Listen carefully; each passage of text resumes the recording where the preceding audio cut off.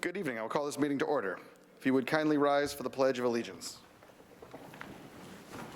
I pledge allegiance to the flag of the United States of America and to the republic for which it stands, one nation, under God, indivisible, with liberty and justice for all. All right, Madam Clerk, would you kindly call the roll? Allison. Here. Carmody. Here. Fishbein. Here. Lappin. Here. Regan. Reynolds. Here. Tata. Here. Testa.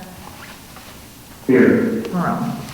Here. Okay, moving on to item 3. Mr. Chairman, I move that we approve or accept consent agenda items 3A through 3N and 3O, removing the May 6th minutes and the May 27th minutes. Second. Any discussion on the motion? All those in favor signify by saying aye. Aye. Opposed? Abstentions? Motion carries. Number 4, there were no items removed. Number 5, public question and answer. Does anyone have a question for the council? Mr. Morgenstein.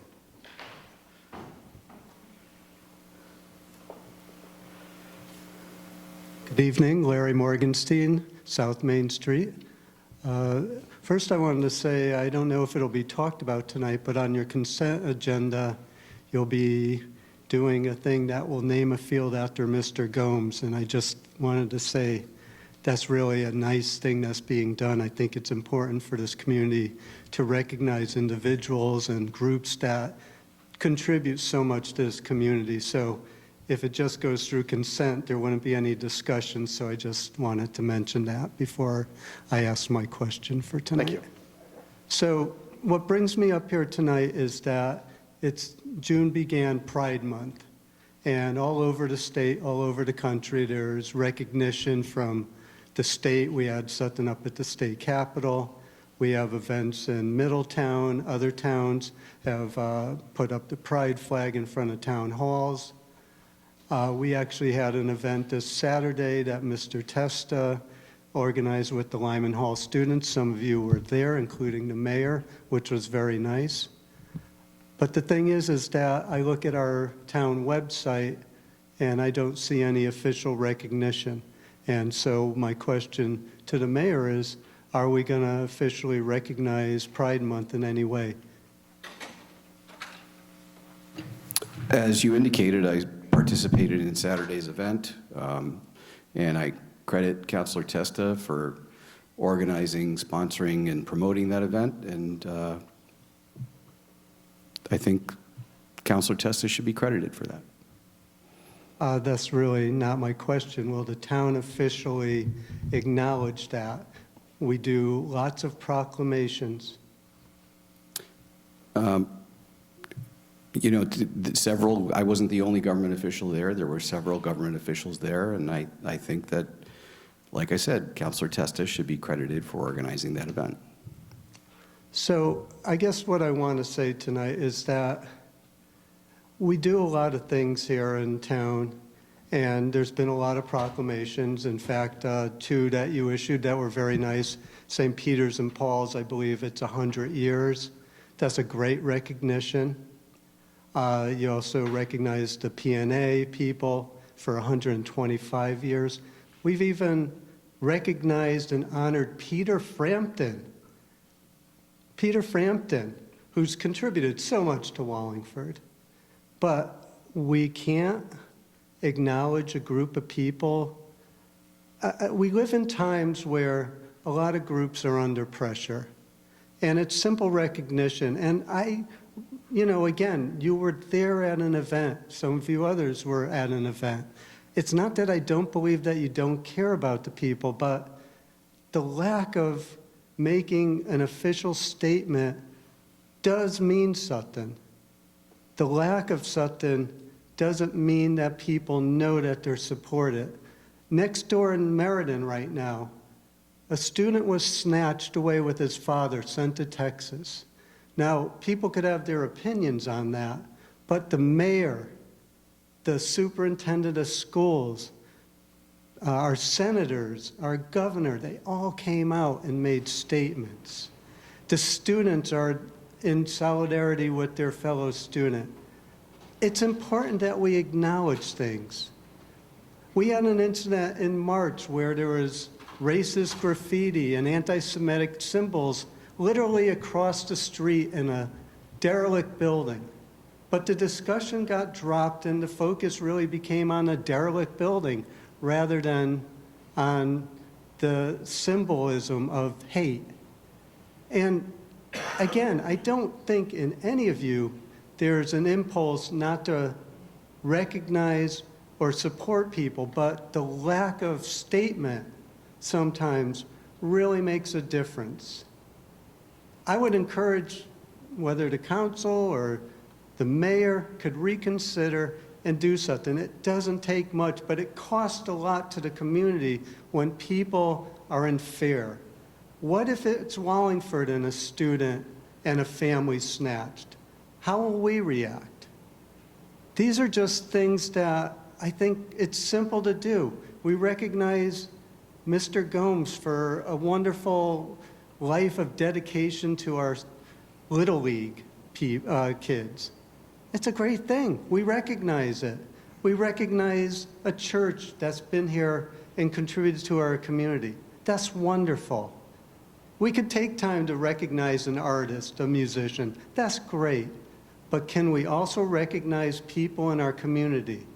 People that, really, it's easy to do. That's all. Thank you. Thank you. Anyone else for the council? Mr. Euchre?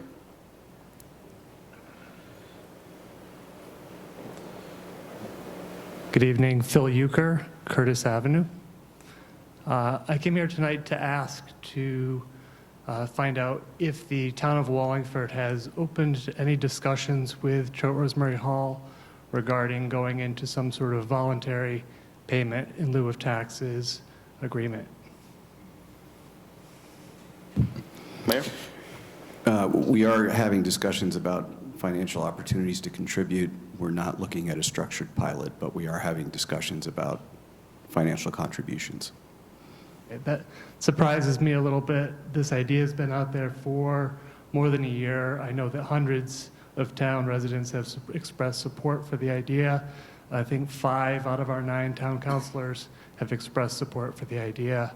9 months ago today, the school official, Allison Cady, stood here and said, no one has ever asked about going into a payment in lieu of taxes. Through the chair to Councilor Testa, you did ask, you sent an email, did you hear back? So he's on remote, and you can't ask questions of the individual councilors. You can't poll the council for anything. Okay. Yeah, Has the council heard back? but not to my knowledge. She hasn't. Or I don't know. I don't know what the status is. Historically, and typically during this period of time in the meeting, individual councilors do not reply to public comment. That's just not the way this works. But I'd be happy to reply to you if you want to respond, require me privately. Okay, wonderful, thank you.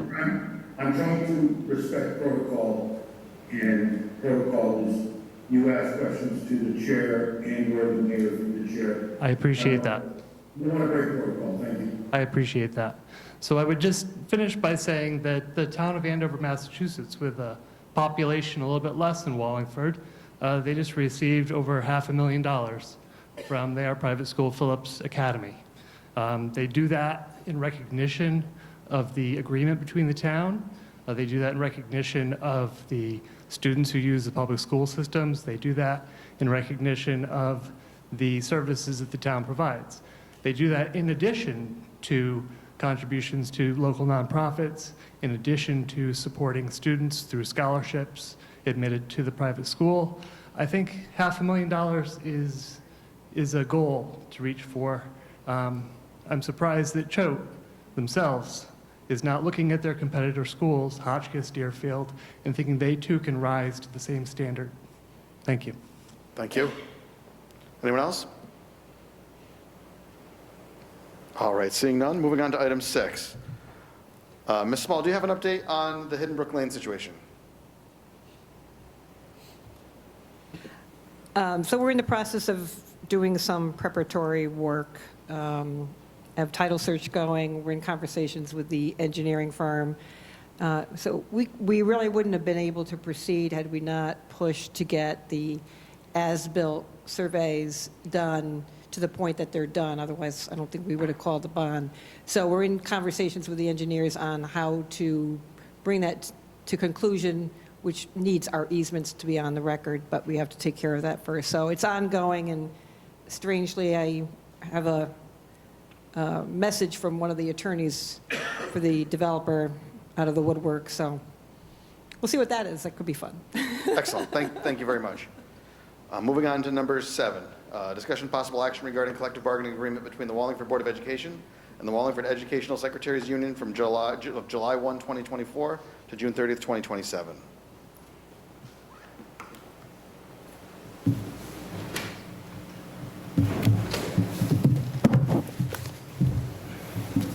Good evening. If you could kindly introduce yourselves for the record. Good evening, everyone. My name is Fran Thompson. I'm the Assistant Superintendent of Personnel. Danielle Willesee, Superintendent. Dominic Barone, Business Manager. So, good evening. Did you want to take questions? Did you want to present what you brought to us? Well, in front of you, you have the contract summary, which, just gives you the information about the 3-year contract with the clerical union for the Board of Education, which began July 1st, 2024, and runs through June 30th, 2027. So this year, we've been working on this contract. So retroactively, it would be from July 1st, 2024. A 3-year contract. Over the 3 years, it's a 10.9% increase for wages. The other information, of course, talks about the premium cost share going up 1 percentage point over the 3 years, and some language in there about addressing overtime, direct deposit, and also in terms of insurance, the addition of 3 prescription plan edits, which matches what the town has. So we're working towards all 4 prescription plan edits as we move into all of our contracts. Perfect. Thank you. Questions from the council? Okay, no questions from the council. Questions from the public? Okay, there is no motion on the table, so I think we're all set. Thank you very much. Thank you. all Appreciate your very much time. for your time. Thanks. Thank you.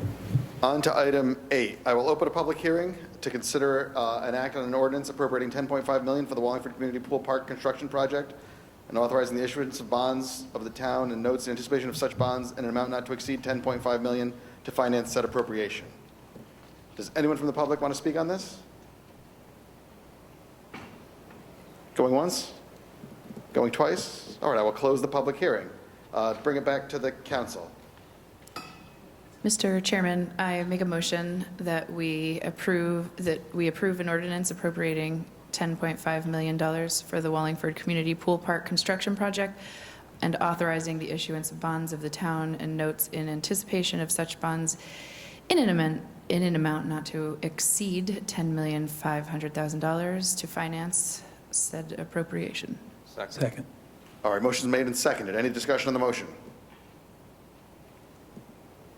Councilor Tata. Thank you, Mr. Chairman. So getting back from where we left off at our last meeting when the pool was approved by the majority of the council. So now tonight we have the bonding, and there were some unanswered questions that were lingering, and it was stated the last meeting that this would be the meeting where we would want to have those answered by before we do the bonding, because once we do the bonding, it's kind of a done deal. So I just wanted to discuss a few of those things.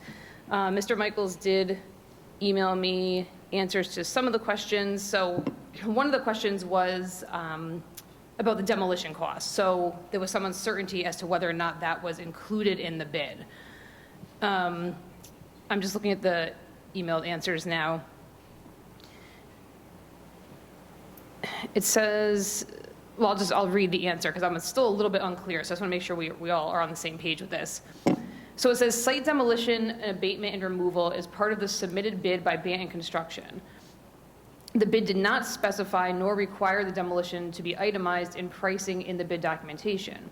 I spoke with James Nenninger, president of Banton Construction. He said he could not give an exact broken out cost for the demolition of the site. He also said demo drawings were submitted as part of the process. Cannot build a park without removing what is there. If we want to use an estimated cost, although their project cost came in high in their report, Downs Construction estimated the demolition of the site to be $1,892,910. So I just want to make sure, and I'm not really sure who can answer this question, but I just want to make 100% sure that the demolition is included in that bid. I don't know if I knew who. So, and I'll let Mr. Michaels address it as well, but I had contacted purchasing to make sure that that was their impression of what the bid intended, and they indicated that it was. But Mr. Michaels. Good evening. Kenny Michaels, Director of Parks and Recreation. Yes, that is part of the construction bid submittal, is the abatement, demolition, and removal of what is there. That's why he had the quote of saying you can't build a new park without removing what is currently there, and that's all part of the project. Okay, he just didn't itemize it out like the other one It wasn't required. Okay, so the bid, just refresh my memory, so the bid came in at 9.3 million or 9.2? 9.3. 9.3, okay. And the demolition is included in that 9.3? Correct. Okay. Perfect. So site demolition, abatement, and removal is part of the submitted bid, you said. Perfect. Yeah, as part of the bid package that had to be submitted, you had to submit demolition drawings, an abatement plan, I believe it's called. So that was all part of it. Okay. So the 9.3 included the volleyball, which we removed, correct? Which we removed. Well, so 9.3 was the whole thing, so you're just going to have to deduct 60,000, which we did.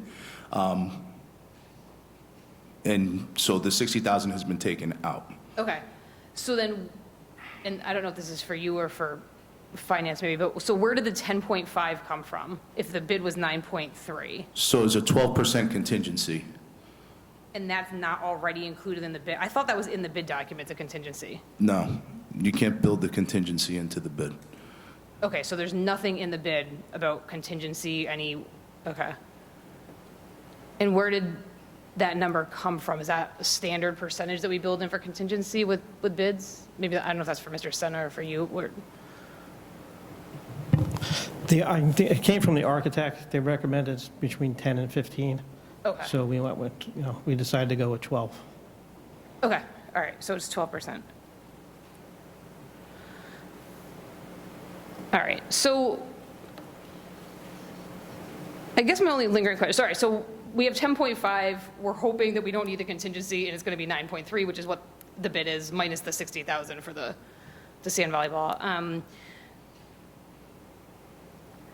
My one lingering concern, and this is not for you, Mr. Michaels, this has nothing to do with you, but, so the police station. I want to say that we were initially told $18 million, if memory serves. And it ended up, it looks like, I mean, we're still getting some bills in, I think, but it looks like we're around over 35 million at this point. I'm concerned about that happening with any project, really. So we have bonding tonight for 10.5. I don't know that it's going to be 10.5 based on, the police station with what happened there. I'm still not sure why that got to that point, but it concerns me that the 10.5 is not going to be 10.5. So that's just, we will be having an agenda item upcoming about the police station and how that happened once everything comes in, but I still have that lingering concern that the 10.5 isn't actually 10.5. And then we're bonding this for 20 years, I believe. Mr. Senna, is it a 20-year bond for this? Yes, it would be a 20-year bond. And I believe I asked this last meeting, so forgive me if I'm repeating this, but do you know how much the bonding, so what would be the total price of this over the 20 years? So if 10.5 million plus interest at 4% interest is 14,910,000. at 3.5% interest would be 14,358,750. Added to the 10.5. Correct. No, that's total. principal and interest. So for the 3.5%, the interest would be 3,858,750. Okay. If it's 4%, it's 4,410,000. Okay, thank you. The other question that was lingering that Mr. Michaels answered for me today was about operating costs. So I'm just I won't read the whole answer, but just summarize here. So it looks like salaries and wages will be, these are approximate estimations, but it looks like about $118,000 annually. And then the pool maintenance contract, another $150,000 annually. And then custodial, $8,000 to $10,000 is the estimate. So so the public's aware, the estimated overall operating cost for the pool is $278,000 per year. And that was from Mr. Michaels answering my questions today in an email, so I appreciate that. That is all I have. Thank you, Mr. Chairman. Thank you. So just to comment on the police station thing for a second. So the 18 million was a construction estimate given to us before they bid the project, right? And so while I agree it's low, I think when you look at construction estimates given by the architect, there's often a certain, issue, like there's a discrepancy often between what they think it's going to be and what the bid price is. This, we're dealing with a bid, so I can't see an escalation to the degree. First of all, that was a pre-pandemic price, right, in the 18 million. And it was an estimate of the project. This is a bid, a firm bid. So I don't know that the contractor, unless they run into some serious unforeseen issue, that they could escalate the price of this, to the degree that you're sort of suggesting the police station was. What was the police station bid? The police station they did it for under bid once you include the additional cost of the tower and so on. But what was the initial bid? Because I know they had to come back to ask for money several times. No. The coming back was for the additional money for the tower, and there was something else, and I can't remember what the other item was. But they were add-on projects. So the tower hadn't been contemplated in the original project. Well, anyway, now we're getting sort of off topic because this isn't what's on the agenda. But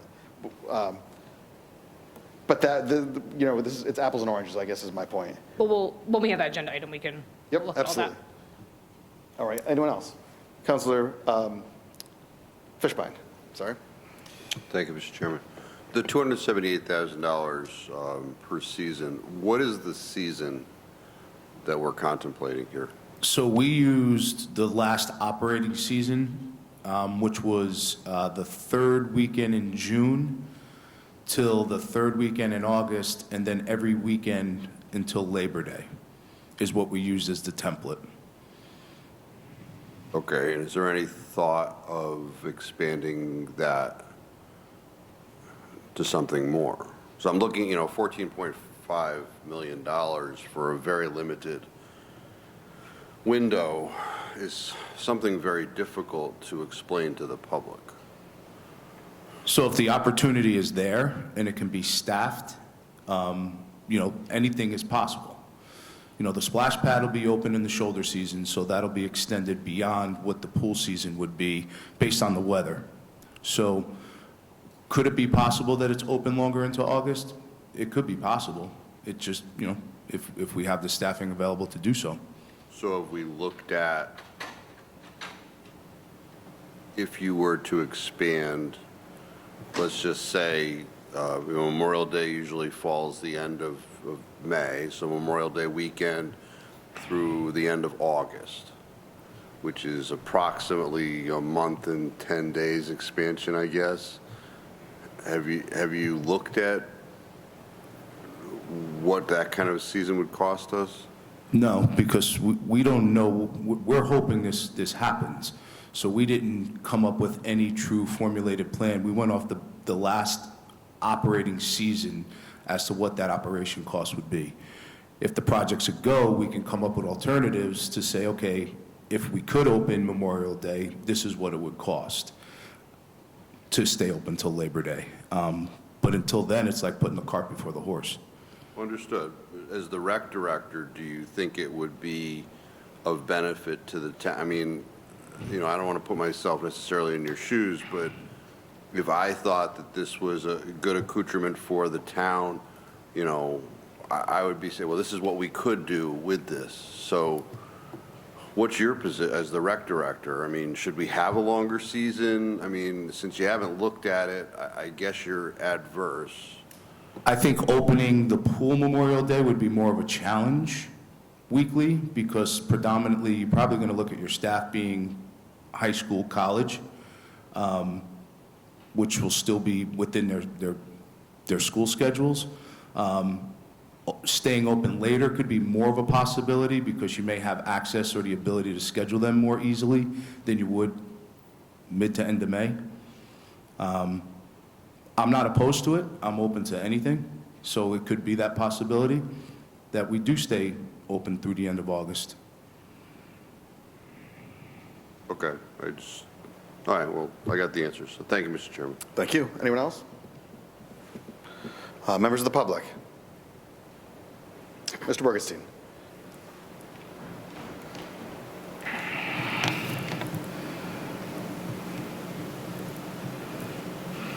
Larry Morgenstein, South Main Street. Hi, Mr. Michaels. Hey, Larry, how are you?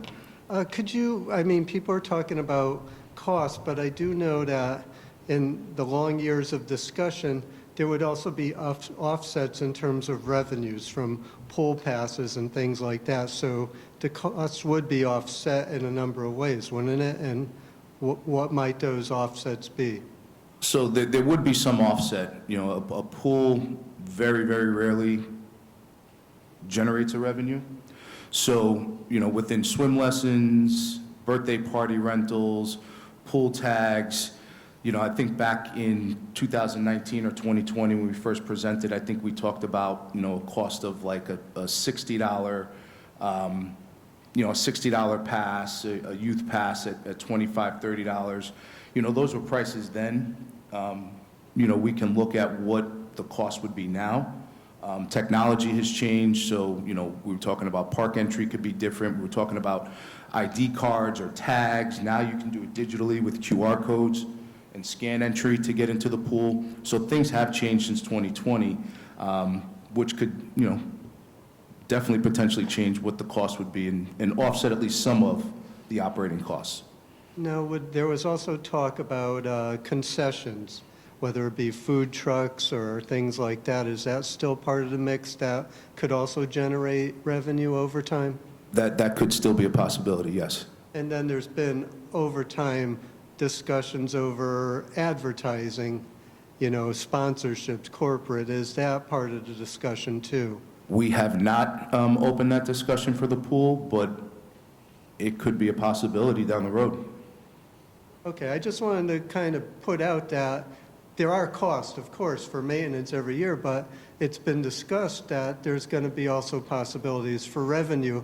And while it would be difficult to come to zero or to be in the green, so to speak, it won't be the full 278 or whatever that we're talking about. And again, with the possibility of multi-seasons, with rentals and more usage, we're getting a lot more for our money this time than we did in prior years. And just one final thing is I was really not thinking this day would come. I'm glad we're on the cusp of this. I hope and thank you, maybe prematurely, but I'm hoping that we're going to get a positive vote tonight. I thank those who have voted in the past for it. I thank those who are changing their votes tonight. And I hope there's still some of you that might change your minds too. Thank you. Thank you. Anyone else from the public? All right, back to the council. Seeing none, Madam Clerk, would you kindly call the roll? Ellenson? Yes. Carmody? Yes. Fishbein? No. Laffin? Yes. Regan? Reynolds? Yes. Tata? No. Testa? Yes. Morone? I vote yes, and the motion passes. Thank you. Thank you.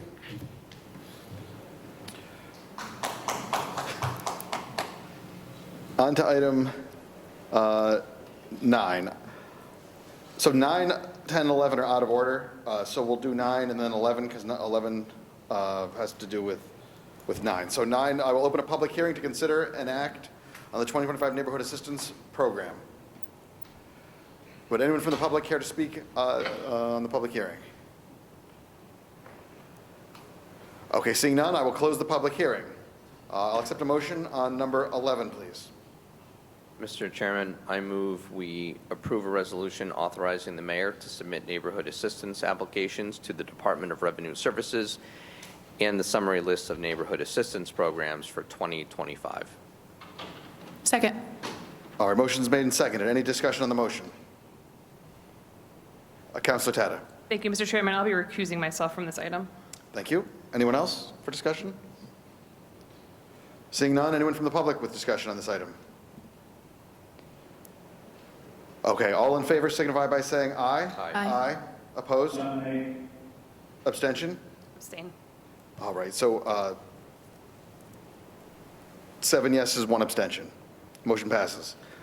On to item 10. I'll open a public hearing to consider an act on an ordinance repealing and replacing and substitution thereof, Chapter 167 Rental Housing Code. Would anyone from the public care to speak on this item? Okay, seeing none, I will close the public hearing. Can I get a motion on this item?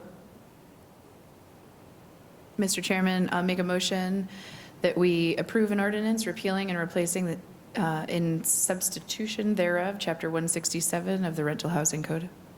Second. Motion's made and seconded. Any discussion on the motion? Councilor Tata. Thank you, Mr. Chairman. I remember talking about this at ordinance committee. I don't recall making changes. So where did this come from? Or am I just forgetting? I don't recall us making the actual change. I remember, I think Mr. Rossetti came before us and requested some general changes, but I don't recall, and there's no red line version here, so I'm not sure what we're replacing. Yeah, I'll defer to Ordinance Chair Allenson. So we had gotten a series of change requests in ordinance, and while it was not a red line copy, we did say we could move forward with the changes as they were written in the change request, so we did review it. Okay, I could have sworn I gave you a red line version at the point where I said it was ready to move out of ordinance. I mean, I didn't bring the whole file with me, but we did have a red line version. If we did, I don't recall receiving it. I'm not comfortable voting on a law if I don't know what the changes are. If we did receive it, it didn't come with this agenda, and I don't recall receiving it. That's all I have for now, Mr. Okay. Chairman. Thank Anyone you. else on this item? I mean, we talked about an ordinance. I'm fine either way. Anyone else? Any members of the public on this item? All right, back to the council. Madam Clerk, will you kindly call the roll? I am. Hold on one second. Can Councilor Tata? you give me 1 sec? I actually found the red line version. Oh, okay, perfect. So the red line version was provided in the there's a packet from Thursday, March 27th. And we did that the same day where we reviewed revisions for the volunteer fire department, like abatement, not the LoSAP. And we also did it on the same day that there was like a code of ethics review. I'm going to forward it to you just so it brings it to the top of your box, if that's okay. Thank you. Councilor Tata? So the red line version, we voted for that at ordinance committee? That was a vote, or I remember this, we did. We voted to move it to the full moved it council. to full. Okay. Which is how it got noticed, in the newspaper and so on. Okay, I don't want to speak for anyone else, but I'm going to maybe speak for anyone else. I'm not sure that many of us know what exactly we're voting on tonight, honestly. I mean, I certainly don't. I don't see the red line version, and I don't remember from March what the changes were. So I'm not comfortable enacting a law that I'm not sure what we're enacting. So I can either make a motion to table, and we'll see how that goes, or I'm a no until I understand what we're voting on, but I guess at this point, I'll make a motion to table this, maybe to the next council agenda. Okay, so on the motion to table, so, and respectfully, so we voted on this on ordinance, and we had this as part of our backup for No. tonight. Well, not a red line. Understood, okay, well, understood. But so when you say that we don't know what we're voting on, you're speaking about you, you're not speaking about the council, because I know what I'm voting on, because we talked about it at ordinance, right? So just to correct the record, you don't know what we're voting on, which is okay, so you can say no. Do we know what the attendance of that ordinance committee was? So this is the meeting we had in 3:15, I think. And I don't have the minutes in front of me. Okay, so I would still make the motion that we table, and if it fails, it fails, but Okay, motion's made and seconded. Any other discussion on the motion to table? It's April 1st. All right, seeing none, Madam Clerk, would you kindly call the roll on the vote to table? Allenson? No. Carmody? No. Fishbein? Yes. Laffin? No. Regan? Reynolds? No. Tata? yes. Testa? No. Morone? All right, I vote no and the motion fails. All right, so now we go back on the motion on the ordinance. Councilor Fishbein. Thank you, Mr. Chairman. So I'm looking at the red line version, and why are we removing family from the ordinance?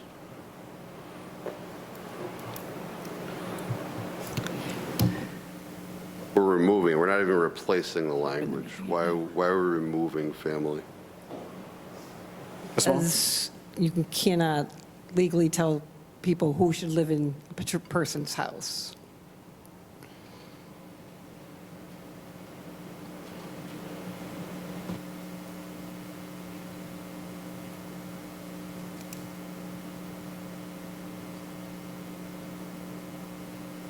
So then there were references to family within the ordinance that we've also removed? If there were references specifically to that, they've been removed. I just didn't hear that. If there are references specifically to family, then yes, they've been removed. Okay, and then,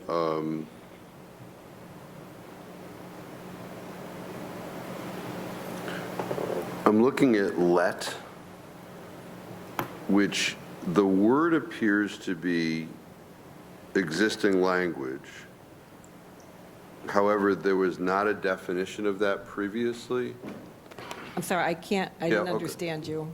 So if we look at the word let in the definitions, it appears that that word in the dash that follows was existing language, but I see nothing stricken.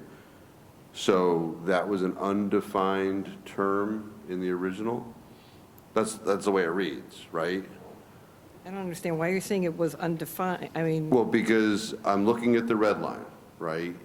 okay. And do you have, I don't recall, I mean, it's red line, which means the language was changed, but I don't have every version to know what it originally looked at. okay, so in every other place in the document that's before us, so like when we look at heated water, right, which is just above that, the 120 is stricken, right? There's a strike through it, Yep. indicating that that was the language, that that language is being stricken, and it's being replaced by 110. Correct. So now if we go down to let, there is no language that's being stricken. There is underlined language that appears to be new, based upon it's underlined and it's in red, right? So I read that to mean that either there's a typo and the word let was not in the definitions previously, or it was in the definition and there wasn't a definition because there's no stricken. Because the let is in black and the line that follows it is in red, right? Okay, but is there a problem with the definition? Well, if language? I can't answer your question. I don't have every draft of what we did here from the original, if that's your question. I don't see what's wrong with that definition, but there must have been for some reason, we rewrote it. We also had a difficulty with this because it was given to us from another source. So in terms of our technology, it was a royal pain to recreate this. Whether that had anything to do with it, I don't know. But unless you have a problem with the definition, I can't answer that question tonight. Understood. I must have like a dozen different drafts sitting in the file. I got it. I mean, there was a motion that was made to table this. It didn't pass. For notice purposes, I think that, I mean, people should know. I don't know what, I mean, I could have sworn I gave a red line version of this, but. Well, I'm looking at the red line version that was the backup for that March meeting. So that's the But representation. I thought I gave you something subsequent to that, but I'm not. I don't know. I'm being asked to vote on this tonight, and it appears that the let is in black, the dash is in black, and the sentence that follows is in red with an underline, and there is no stricken language. So we're being asked, I mean, I have to assume that there was language there that's being replaced.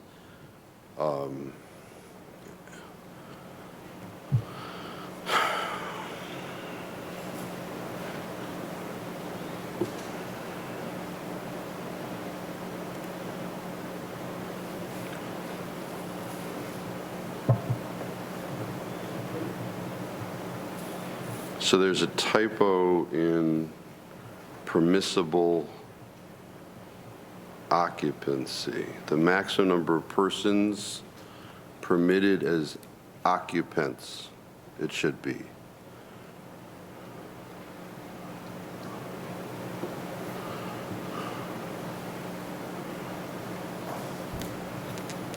We also are removing the word refuse.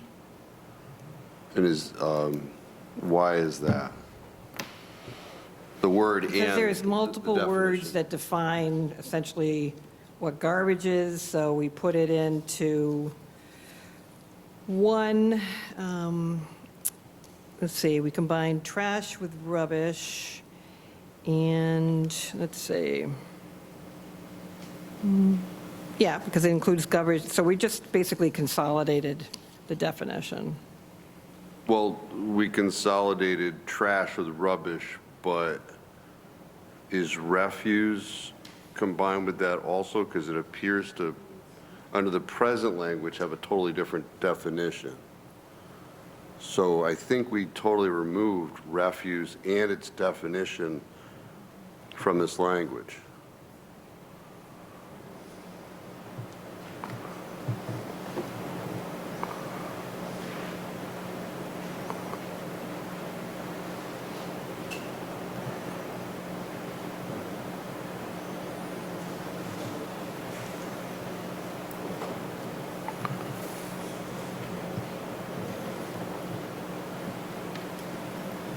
If I may, the only thing missing from the definition of trash rubbish under the two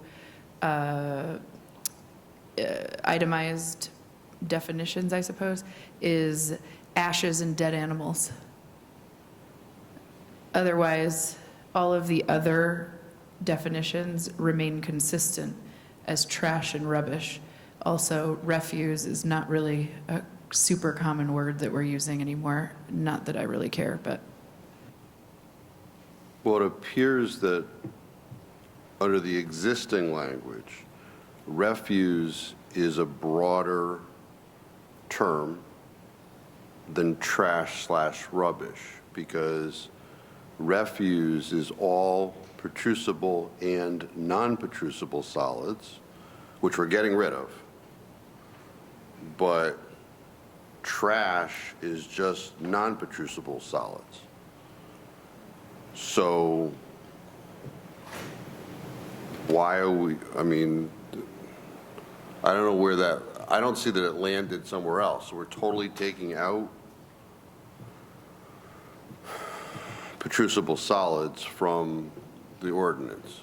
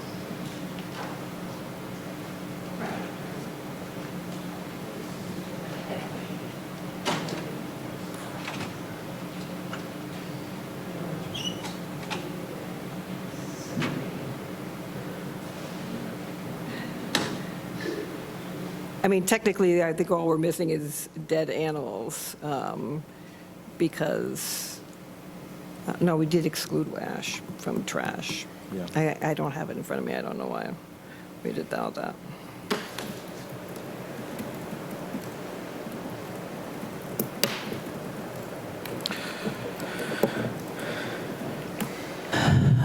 Would we like to take a recess to research this? Is there more? Because this is what we're going to go by this line by line. Mr. Testa? What is it we've been researching? What is it, addressable? What we'd be researching is part of the definitions that we discussed in ordinance committee already extensively.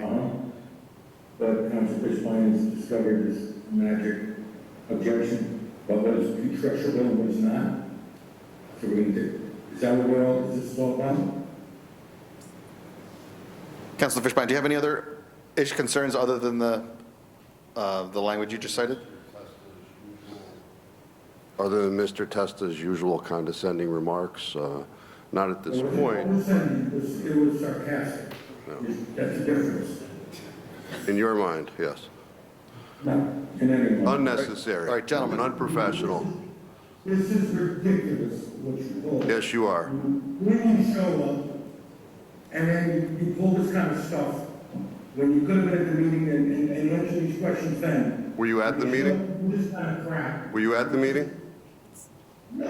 All right, gentlemen, you're both out of order. What's the problem with this? Mr. Testa, you're out of order. You're both out of order. I'm really out of order, so I should drop. So the question All right, is, go ahead. why are we removing putrescible solids from the definition? If I may also point in the direction of areas D and F, I believe that, at least in my opinion, which I'm sure is not valuable, but every occupant of and under D, every occupant of a dwelling or dwelling unit shall maintain in a clean and sanitary condition that part or those parts of the dwelling unit, and premises that he occupies and controls. So I feel like clean and sanitary probably covers that, but in F, to go a step further, well, okay, so then we'll go E.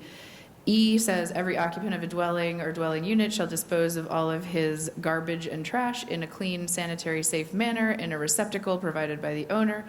And then F goes on to say every occupant of a dwelling or dwelling unit shall store and dispose of all of his trash and garbage and any other organic waste which might harbor or which might provide harborage or food for rodents or insects in a clean, sanitary, and safe manner. And the container used for storage pending collection shall be rodent-proof, insect-proof, and watertight. So, I mean, I get it that we can split hairs on the definition, the definition of 3 words, and I understand that it does appear that one is maybe broader than the other 2, but I wouldn't say that leaving a dead animal in a house would be a sanitary condition. I also don't believe that excrement of any kind would be considered a sanitary condition. I understand that we're debating the use of refuse to define those things, and I get it that that's technically encompassing, but I mean, I do think we're kind of splitting hairs here on a word that is not necessary. Janice, is that your legal interpretation? Well, because the question was why we're removing, that's a material word. All right, we wanted, the conversation had to do with condensing the words. We had refuse, trash, and garbage, and rubbish in the original ordinance, and we wanted to condense them. I don't think we're missing anything by virtue of this. As Councilor Allenson just said, I mean, it's not just about what's in the definitions, but, if for some reason we have to go back and add any portion of that that's something we can look at. I don't know that we need to do that. If you look at the definition that's crossed out, refuse says including garbage, rubbish, ash, and dead animals. I mean, garbage and rubbish is in there. That's why we keep repeating ourselves here.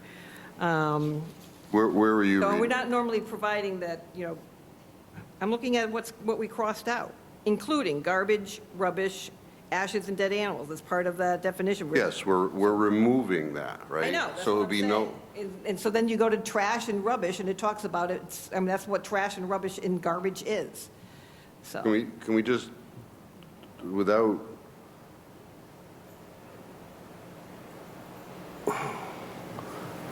there is no change to the definition in the modified language to trash or rubbish, right? Correct. Okay.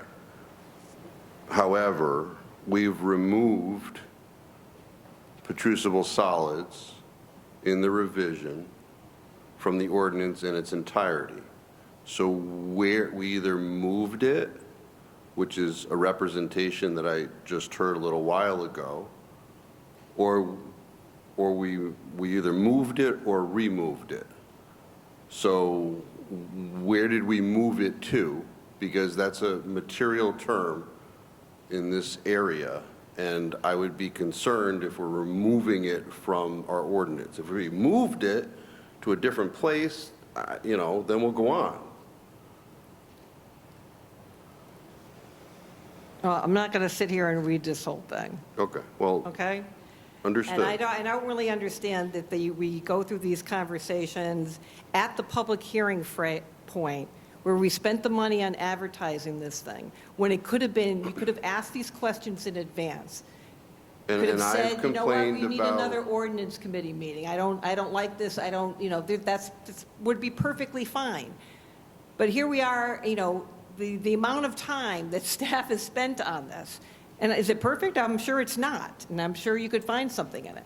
But I really, the idea that we get to a public hearing stage, when if we have to do it over again, we're paying for it again. I just think that this is not a very efficient use of our time. So I apologize. I didn't bring my file that's like this thick of how many drafts and how many time and all the conversations that we've had and meetings that I've had and Justin and his staff has had on this. And, obviously, the decision is yours and we're looking for input. So, and if I failed to give you a particular draft, I'll have to go back and check because I thought that I gave you this last in Word version, so I'm sorry, in red line version. But I may have made a mistake. No, and I'm not, and I think the council in its very trimmed down ordinance committee only addressed this or had it before it that one time. So I mean, the ordinance. Well, but we talked about the types of changes that were made. We were given the green light to go ahead and do that, and that's why we proceeded. Understood. We are where we are. So.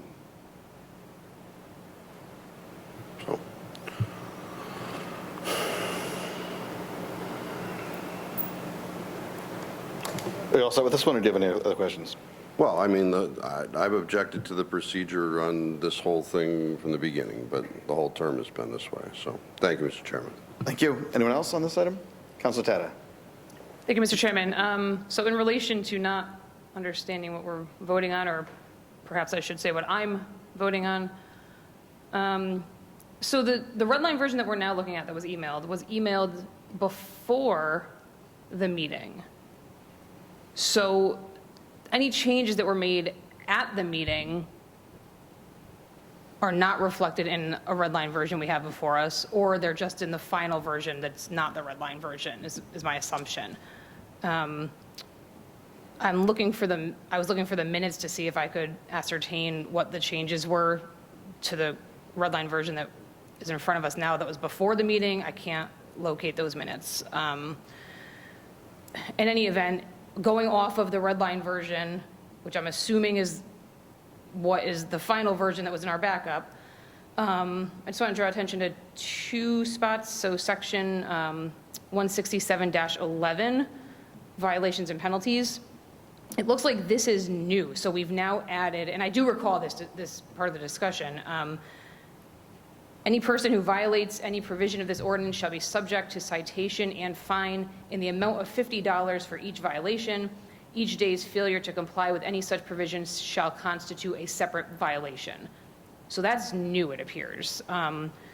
So we're giving, I'm assuming the code enforcement officer now the ability to fine, which was not previously given in this ordinance, correct?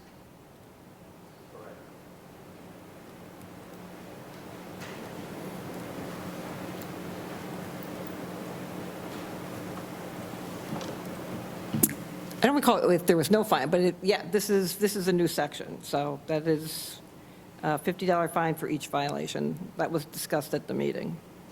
So in $50, it's a daily, it says that's a daily fine. Correct. And that fine can be levied by the code enforcement officer, who I assume, works in the building department. And it says above, and this was existing, I believe, I can't find it now, I believe the wording was if they has reasonable grounds to believe that a violation of any provision of this chapter or any regulation pursuant thereto, excuse me, has occurred or is occurring. So this gives that department now ability to fine $50 per day for something that they have reasonable grounds to believe is a violation. And then below that, it looks like we've removed the Housing Code Board of Appeals, and it says to be replaced with a hearing officer procedure. But I don't see the hearing officer procedure in the final unless I'm missing it.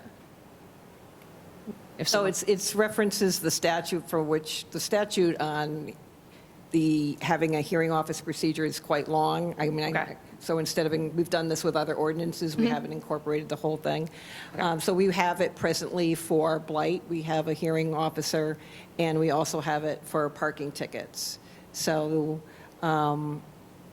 just believe that that's a more efficient way for the town to handle someone who wants to take an appeal. And who would that hearing officer be? Well, under the statute, the mayor would make that appointment. At the time of when a hearing is needed, or that's a... The way we've done it with the other two is that they've been appointed to that position. And so when they have to have hearings, they schedule them. Our offices would be their staff to schedule the hearings. And we do all their paperwork for them. So, but it's appointed until the mayor, for the mayor's term or whatever. Okay, thank you. So I guess my concern with this, in a perfect world, everybody's doing great and we don't need to worry about this, but certainly, disputes happen and personalities get involved, and I'm not making any, aspersions on anybody in this town or anything, but, sometimes you have disputes and we're giving a department an ability to levy fines that are accruing daily, and then we also took away the Board of Appeals to a one-person hearing officer. So just that section alone, I'm not comfortable with. That's all I have for now. Thank you, Mr. Chairman. Thank you. Anyone else on this item? Mr. Fishbein? Yeah, I noticed in 167, it's 167-7, the very last line. It's actually in M. It's the last line of M. We're adding a requirement, this is totally new language, that an occupant is supposed to let the owner know if smoke detectors or CO detectors, I think it's both, are non-operable. Is that, I'm in M 167-7. The pages aren't numbered, so it's, and I'm in, it looks like M at the end. If the occupant, if it's becomes inoperable, the landlord is not there all the time. So we're looking for the occupant to advise the owner that it needs to be replaced if there's something inoperable about it. So what is the peril of an occupant not informing? Well, the peril to the occupant is that it's not working. The benefit to the landlord is that they're not necessarily going to be in trouble if they don't know about something. So They're not expecting it on a monthly basis. So we're saying to the occupant, you need to be telling the landlord, and if they don't, then the landlord can point to us and say, look, they didn't tell us, and I was just there 6 months ago and I checked it and it was fine. I mean, that would be part of their response to that. So an occupant that does not advise the owner about inoperability would be in violation of the ordinance. We're making it an affirmative duty. I'm sorry? We're making it an affirmative duty upon a tenant to notify.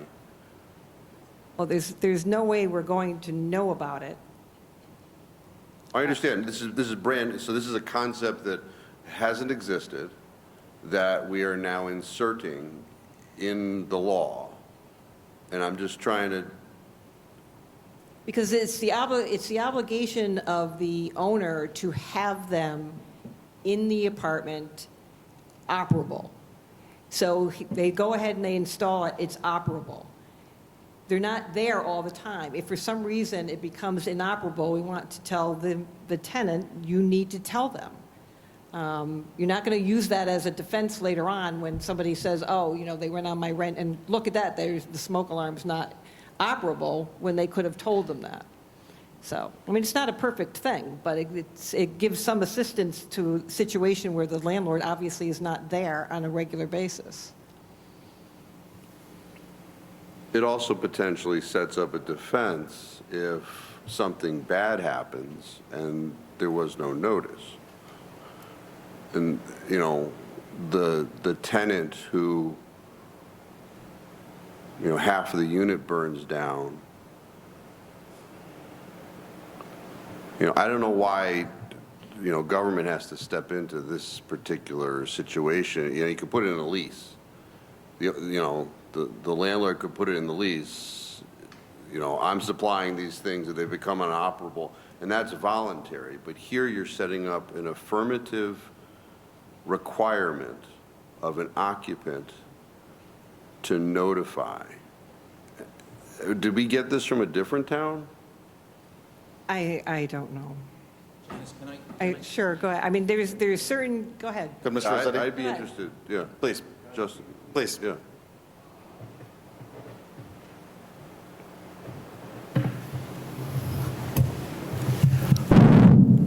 Oh, sorry for that. My name is Justin Rossetti. I'm the Wallingford building official. I'm also the housing code enforcement administrator. We have tenants taking smoke detectors down and calling us and saying we have an unsafe condition.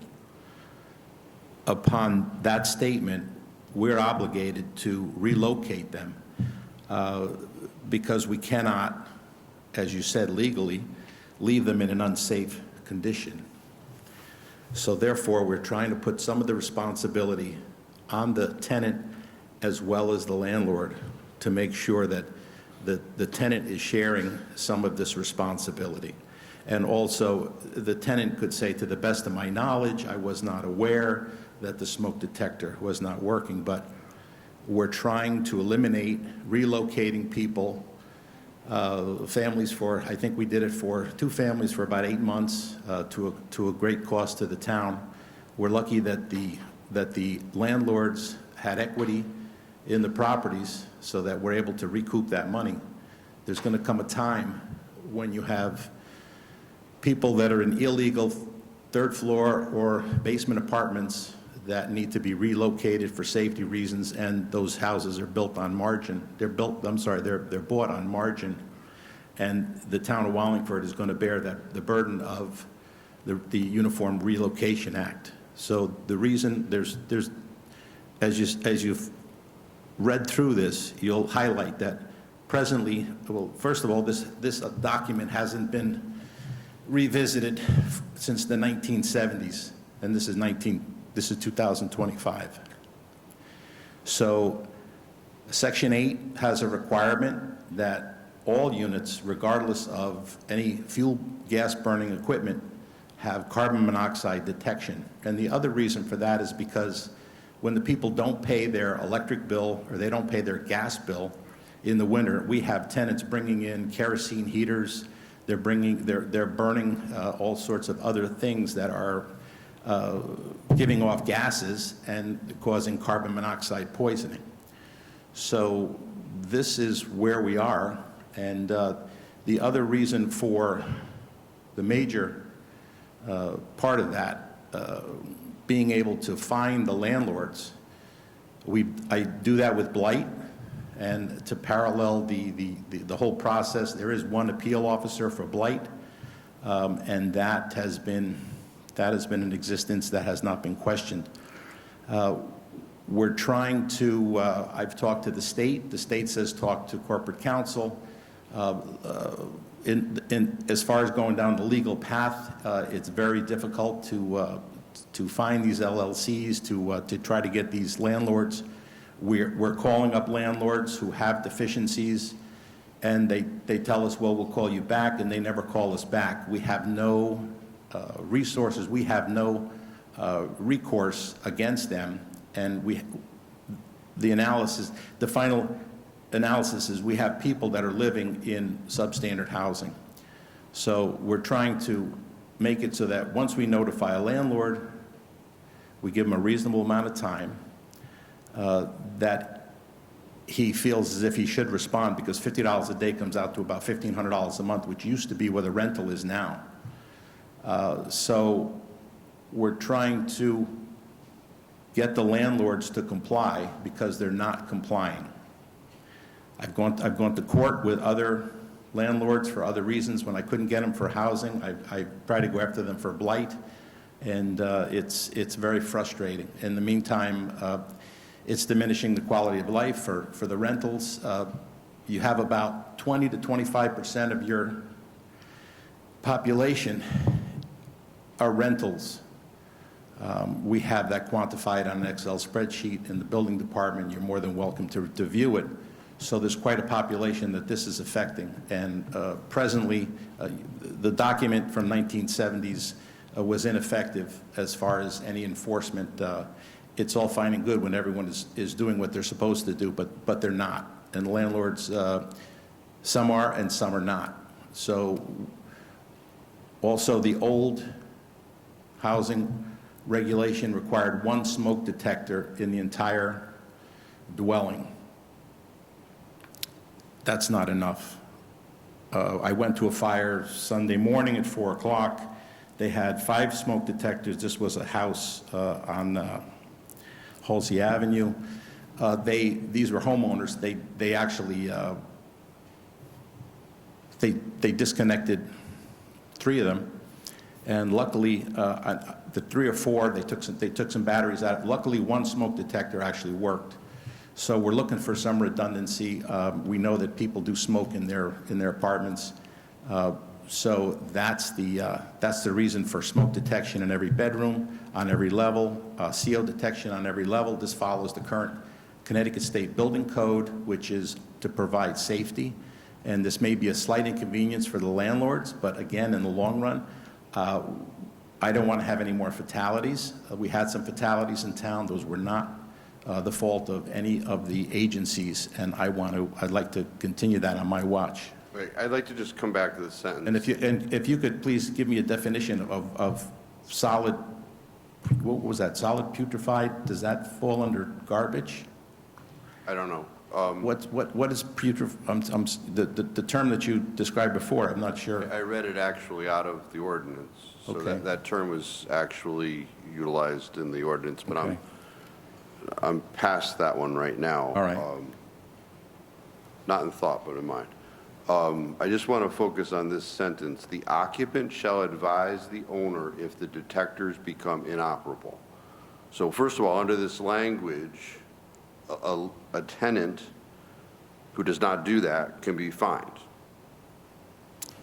Because the ordinance says anybody who violates any provision of this ordinance can be fined.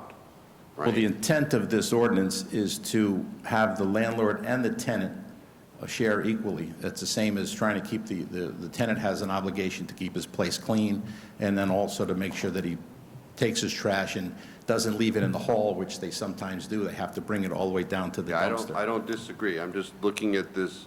So what this does is affirmative requirement. Right. So when the tenant reads this ordinance,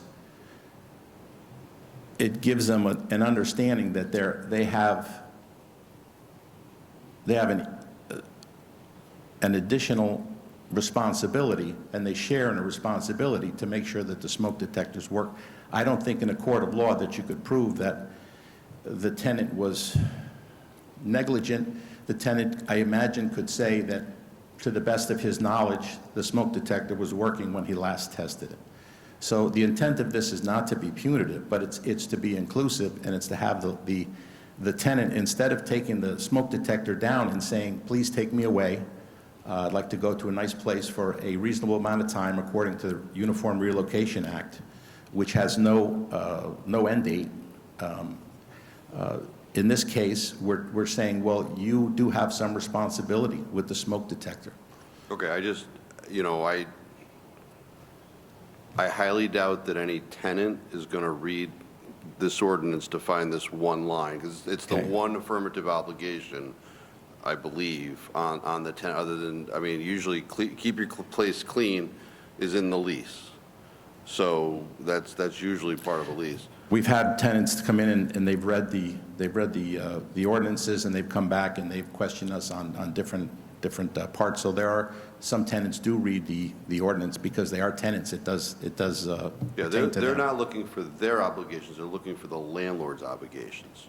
That's my experience with tenants and reading ordinances. What are my rights? That kind of stuff. So the question before you came up here was, where did we get this particular obligation from? Is it from another town? This is what the current state building code is. Okay. If you were going to build. Current state building code requires smoke that an detection. Occupant, no. We're focusing on this affirmative obligation that we're creating by the ordinance. Mm-hmm. I understand state building code requires CO detectors, smoke detectors. Okay, that's a separate issue. Separate issue. What is being proposed of these many changes is an affirmative obligation. It says the occupant shall advise the owner if the detectors become inoperable. That's the sentence. So my question is, did we get that from another town? No, we didn't. That's just common sense. The same as you're supposed to test your GFIs weekly.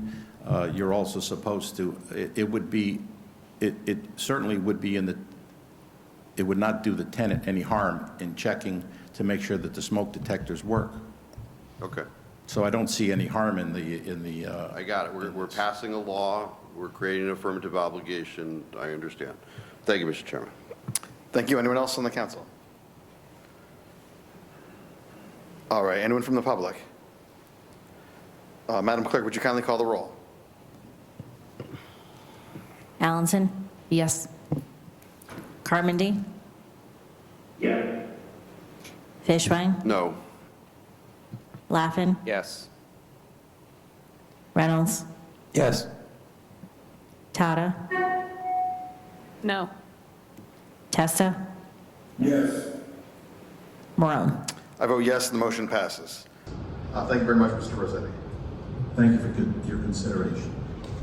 Moving on to item 12. Can I have a motion on item 12, please? Mr. Chairman, I make a motion that we approve a bid waiver to purchase of Franklin Work 2 as presented by the police department. Thank you, Mr. Fishbein. Do you have a second? Second. Thank you, Mr. Laffin. All right. Chief, what do you, Good evening, John Ventura, Chief of Police. So I come before you tonight to purchase a Brink Lemur 2 on a bid waiver. So last year, our Special Services Captain was able to provide us a grant under the Auto Theft and Violence through the state of Connecticut, which covered not only overtime for specific details, but also had a component to it that we can purchase equipment. So there's a specific list of equipment that could be purchased through the grant. We tried a couple different avenues. We looked at license plate readers. There's a back cost on that wasn't applicable for the grant. We tried to get Star Chase, which is a GPS system for stolen vehicles. The upfront cost is okay, but there's a back cost on every single unit, so it wouldn't be something that was feasible under the grant. So I sat down with my drone operators. It is a need for the agency. We have one drone that we purchased a couple years ago.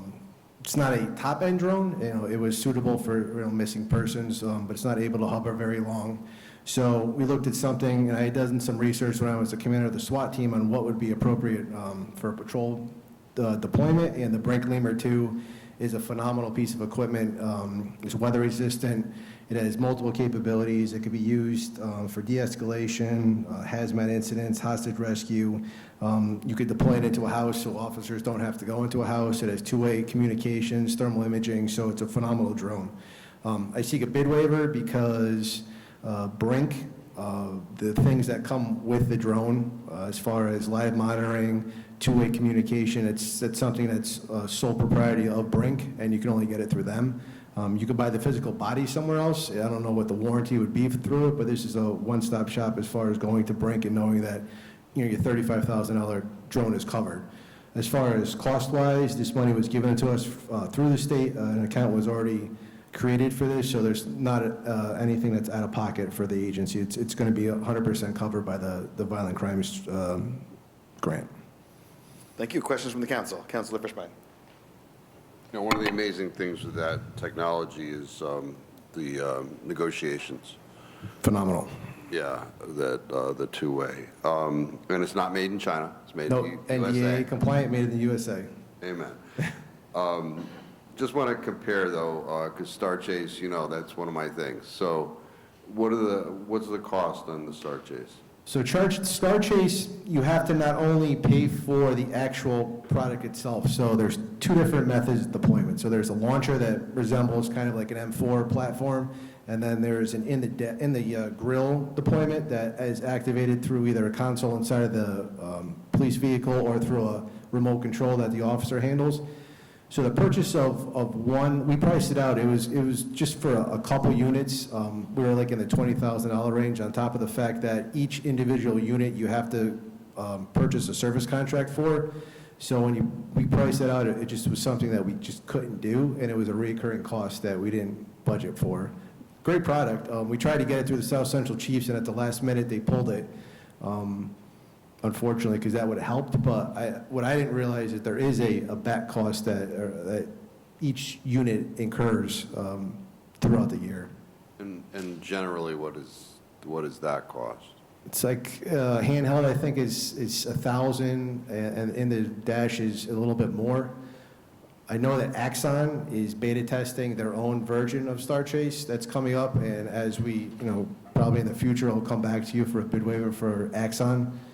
To convert the agency over to that, and it's something that the reps have already spoke about.